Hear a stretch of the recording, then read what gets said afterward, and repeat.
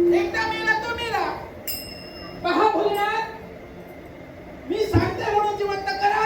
त्याने तुम्हाला देवतांना जो त्रास दिलाय त्या त्रासातून मी मुक्तता करते. जर का दिला जसा भोलेनाथ, तर लक्षात ठेवा, एकदा दिगंबर केला या गौरीनं, त्याची पुनरावृत्ती नसेल. सांगून ठेवते, जिवंत करण्याचा गाठ आतापर्यंत सांगतो का नाही? जिवंत होणार नाही म्हणजे नाही. हा शिवशंभू महादेव तयार आहे. माझा भक्त म्हणून जिवंत होणार नाही. मग तुमच्या भक्त कशा जिवंत केला? तुम्ही जिवंत कसा केला? भोलेनाथ, जिवंत केला. मग माझे भक्त का जिवंत होणार नाही? जर का माझे भक्त जिवंत होणार नसतील तर तुमच्या विरुद्ध शस्त्र घेईल आणि समर्पण करेल. मला समजावण्याचा प्रयत्न करू नका भोलेनाथ. तेवढा शिवशंभू महादेव सुद्धा लक्षात ठेवा भोलेनाथ, शक्तीशिवाय शिव म्हणजे शव होय. आणि त्या शवात रूपांतर ही शक्तीकडे या म्हणते. तुमच्या माता पार्वती पार्वती माता पार्वती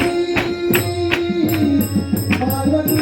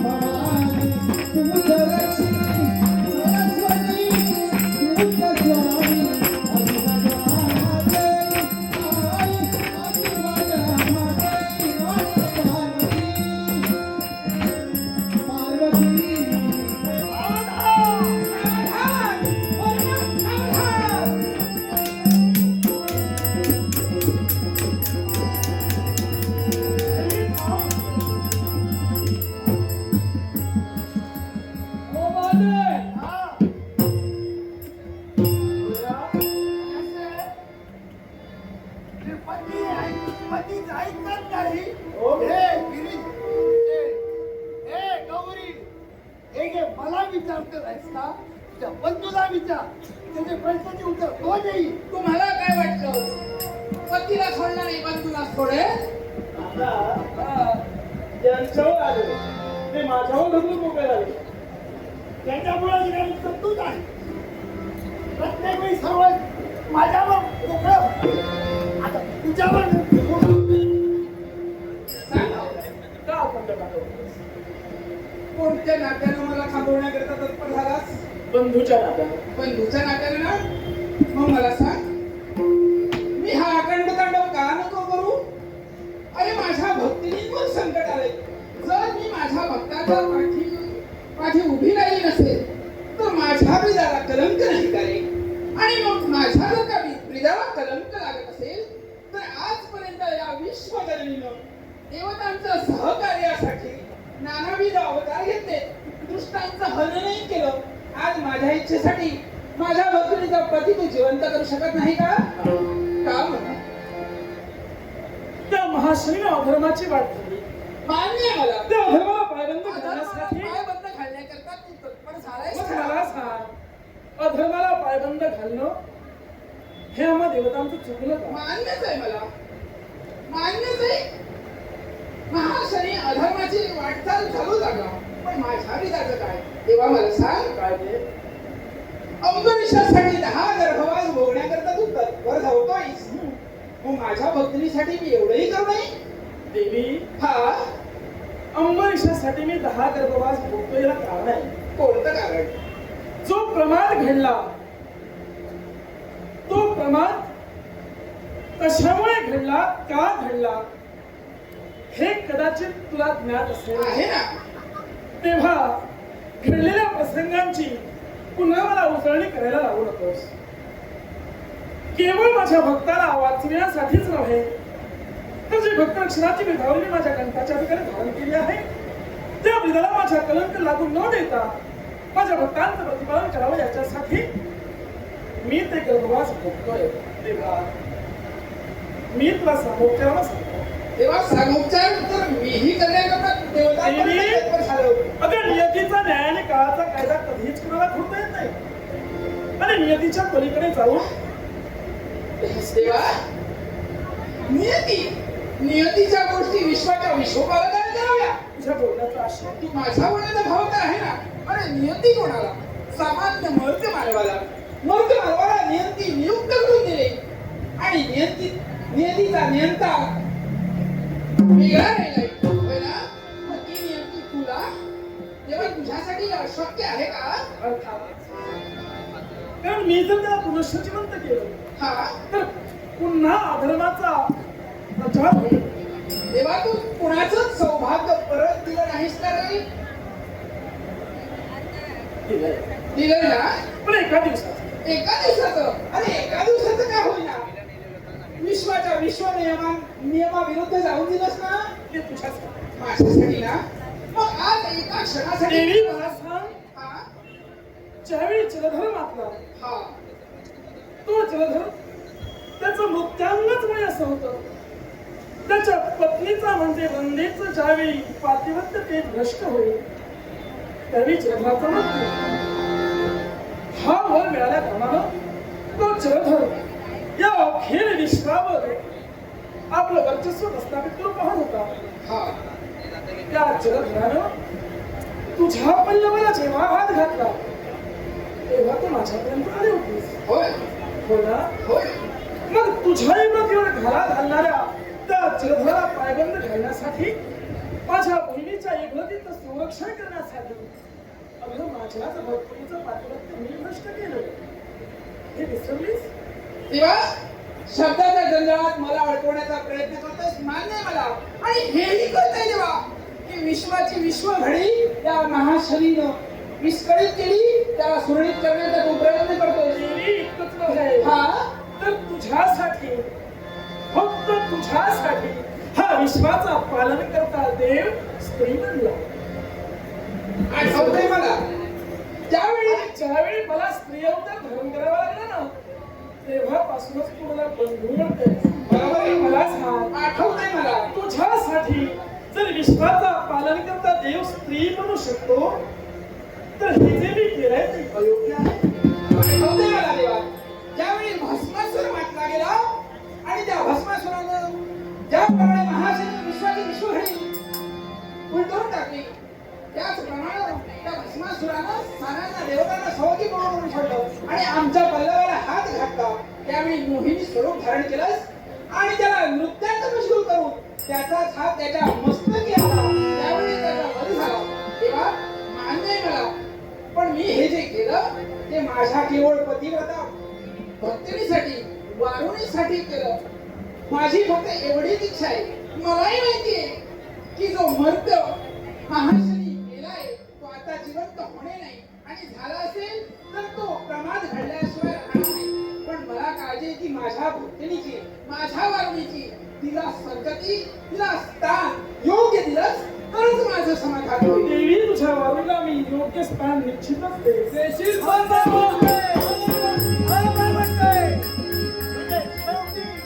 तुम्ही माझ्या वारुणीला न्याय देत नसाल तर मग ऐका, यावेळी जर का शब्दाला न्याय मिळत नसेल तर साऱ्या जगतत्व मुक्त करण्यासाठी हा वरुण सिद्ध होतोय, हा वरुण सिद्ध होतोय, हा वरुण सिद्ध होतोय. काय करायचं ते करू.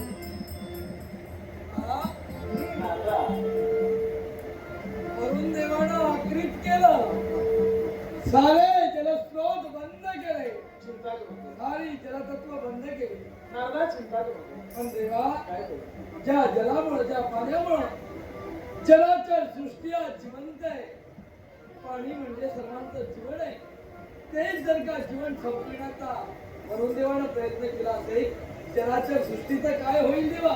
नारदा, वरुण देवाला असं वाटतंय की त्याने जलस्रोत बंद केला म्हणून विश्वकार्य थांबले थांबणार नाही ते कसं असंख्य ब्रह्मांड ज्याच्यात सामावले आहे त्याला एकावरून जेव्हा फरक पडतो याची गरज नाही याची गरज म्हणजे नाही तुम्ही माझ्या शब्दाप्रमाणे वागणार नाही माझ्या वागणीला न्याय देणार नसाल. अरे ज्याच्या डाव्या पायाच्या अंगठ्यातून गंगा प्रवाहित होते त्याला वरुण देवाची गरज आहे असं तुला वाटतं देवा हे देव तत्व काय वारुणी कोण आहे कुठून आणि कुठे जाणार आहे वरुण देव मला प्रवाह सुरळीत करा तुमच्या शंकांचं निरसन म्हणजे माझ्या वागणीला न्याय देणार. निश्चित देवा, अधर्माला वाढलेल्या महाशरीरात खूप सातत्याने मला सांगितलं. पण देवाच्या सागर मंथनातून जी वारुणी निर्माण झाली त्या वारुणीला किती तरी यातना भोगल्या. नव्हे तर या देवकार्यासाठी मी आपला स्वतःचा कार्य कोणाला लावलं आणि म्हणूनच देवा हा स्त्रीला न्याय मिळण्यासाठी फक्त वरुण देव आणि तुझ्या स्वतःसाठी या वारुळीला योग्य अशा प्रकारचा न्याय देण्यासाठी मी तत्पर होईल पण तत्पूर्वी आजपासून पुढे येणारी 2 युग या वारुळीनं समुद्राच्या ठिकाणी औषण काढलं कारण साम्राज्य चालू आहे ते सत्ययुग त्या सत्ययुगाच्या समाप्तीनंतर चालू होईल ते त्रेतायुग आणि या त्रेतायुगी मी अवतार थांबतो तो प्रभू श्रीराम या नावाने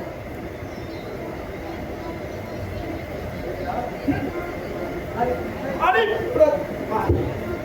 त्रेतायुगात हिची इच्छा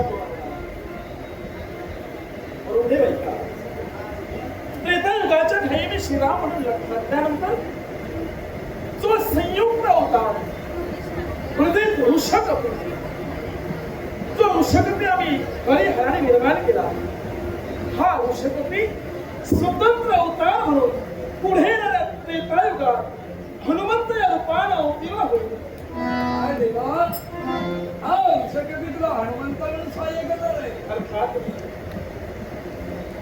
आणि वरुण देव ज्यावेळी त्रेतायुग संपेल त्या त्रेतायुगाच्या समाप्तीनंतर सुरू होईल ते द्वापार आणि तुमच्या वारणीला न्याय या द्वापार युगाच्या ठिकाणी मी कृष्ण म्हणून अवतीर्ण होईल आणि माझा शेष बलराम या लोकांना अवतार घेईल. आणि ज्यावेळी बलरामाला म्हणजेच माझ्या शेषाला अद्भुत अशा प्रकारचे परिश्रम होते त्यावेळी माझा शेष म्हणजे बलराम या वारुणीचा उपभोग याच्याही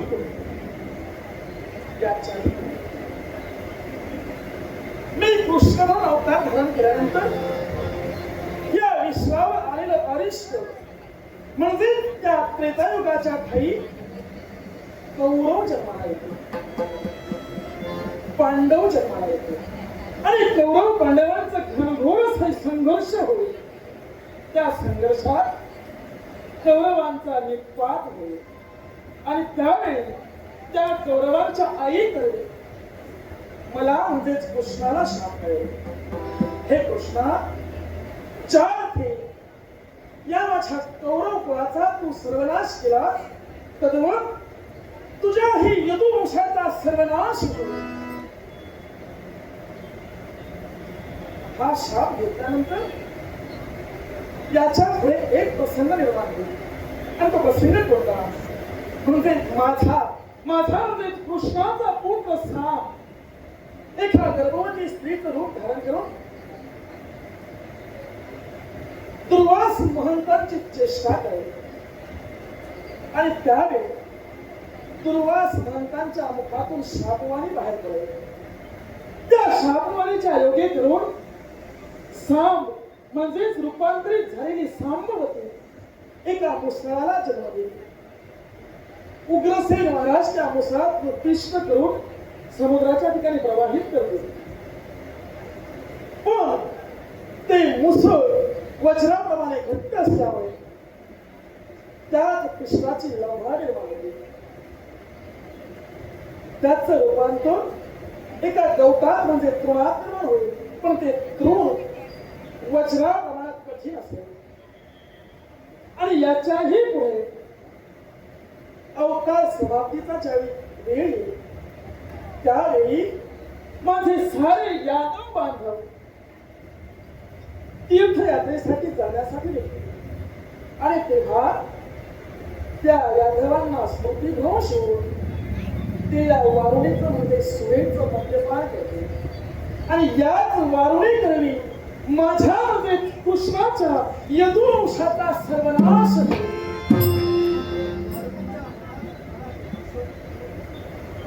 इतकंच नव्हे तर जे गवत निर्माण होणार आहे त्याचा एक भाग एका मत्स्याकरवी एका व्याधापर्यंत पोहोचतो आणि तो व्याध त्याच्यापासून पार निर्माण करेल. मी कृष्ण म्हणून अवतार धारण केल्यानंतर माझ्या अवतार समाप्तीच्या वेळी त्या व्याधाचा बाण माझ्या तळपायाला लागून माझा देखील अवतार समाप्त करेल. आणि हे अवताराकडे समाप्त करण्यासाठी नव्हे तर या पुढे येणाऱ्या 3 युगात सहकार्य करण्यासाठी ही तुमची वारुणी मला सांगितली. झालं समाधान?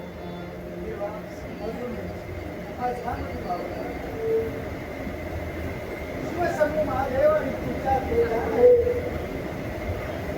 हा विश्वकपी जसा आता त्या विश्वकपीचं महत्व या ईश्वराला देवा वेणा आणि गोमतीच्या संगमावर हरिहराचा तेज एकत्रित होऊन हा हरिहर पुत्र वृषकपी जन्माला आला खरा, पण देवा या वृषकपी या वृषकपीला या स्थानाला या विश्वाच्या खाली काहीतरी महत्व हे राहिलाच होता. समस्त देव हो ऐका. नमूची नावाच्या दैत्यानं हलकल्लो माजला याला ज्ञान असेल.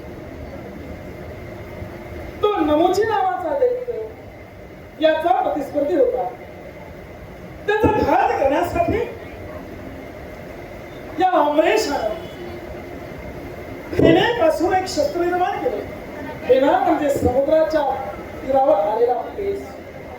त्या फेनेपासून एक वज्राप्रमाणे शस्त्र निर्माण केलं आणि त्या नमोजीचा शिरच्छेद केला. तो नमोजी प्रभावी असल्या कारणाने त्याचं शीर या भूमीला भेदून पाताळगोनात गेलं. आणि पाताळगोनी असणारी गंगा त्या छेदातून इथवर प्रकट झाली आणि म्हणून त्या गंगेला फेना असं म्हटलं गेलं. त्या फेना आणि गोदावरीच्या संगमावर ज्या जलातून या वृषकपीचा जन्म झाला त्या संगमाला याच्यानंतर अब्जक वृषकपी तीर्थ, अब्जक वृषकपी तीर्थ, अब्जक वृषकपी तीर्थ म्हणून संबोधलं जातं. देवा खरोखरच धन्य वारणीचं महत्व या विश्वाला पटवून दिलं. ज्या वृषकपीनं तुला सहाय्य केलं त्या वृषकपीचंही महत्व जगाच्या पाठीवर देवा हरिहर अवतार आणि त्या महाशनीचा संहार करण्यासाठी वृषकपी अवतार घेतात. भगवान सकल जगाला मंगल शास्त्रीचा आशीर्वाद देऊन हरिहराची लीला जगाला पाहिजे या आलेले आम्हालाही गो